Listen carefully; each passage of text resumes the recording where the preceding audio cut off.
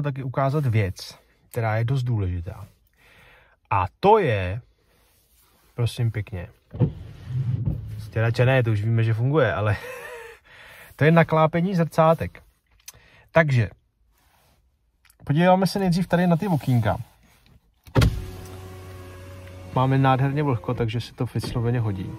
Bude krásně vidět přes tu vodu. To samý jedeme na druhou stranu. Tak, uvidíme fantasticky.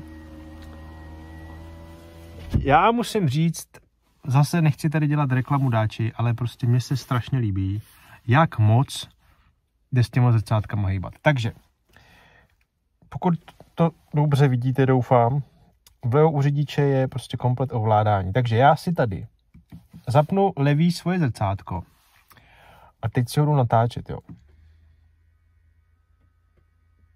Max. Jdu zpátky. A vlastně vidím úplně celý okraj. A teď jsem úplně vytočený až do auta a vidím na spolujezdce a do prčic vidím skoro na sebe. Tohle se mně strašně líbí. Ten kompletní úhel toho zrcátka, to je prostě bomba. A teď se pojďme podívat nahoru. Úplně prostě můžu pozorovat letadla. Totálně špionská záležitost. A to stejně prostě dolů, jo. Já prostě vidím až úplně nevím kam.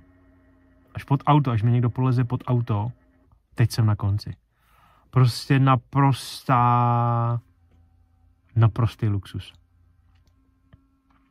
V životě jsem takhle jakoby velký zrcátko neměl ve svých autech. Samozřejmě nejezdil jsem do výčím, ale strašně se mě tohle líbí, jo. To samé se samozřejmě potom bude týkat, hele, takhle druhé strany. Takže já si vypnu sebe, rozjedu druhou stranu a jedu si, jo, prostě a tak dále. Takže já si prostě fakt do totálního milimetru můžu ty zrcátka vymakat, vymazlit, prostě nastavit krásně, hele, dolů, nahoru. Povezu třeba pak nějaký přívěs, něco, prostě všechno je nádherně vidět. Klobouk dolů, strašně se mně to líbí. Fakt maximální spokojenost. No a co se týče potom další věci, tak to si ukážeme příště. Dneska, myslím, jakoby ty okna a ty další ovládací prvky. Dneska jsem vám chtěl ukázat hlavně tohle, to znamená naklápění zrcátek, který je teda fantastický. Samozřejmě tady nemusíme vykládat si něco o tom, jak dlouho to bude fungovat, ale já si myslím, že je to moc dobrý. Snad to bude fungovat dlouho. Takže to je tak jako všechno. A zdravíme vás tady se kámošem Dusterem.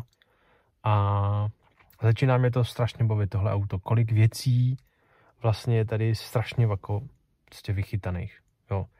Takže moc a moc jako klobouk dolů, jak ty lidi nad tím přemýšlí. Takže myslím si, že řeči o tom, že Dacia je celá špatně, fakt asi už nebudou nikdy platit.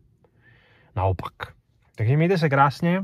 Takhle tady fungují zrcátka, naklápění a příště si ukážeme zase něco dalšího.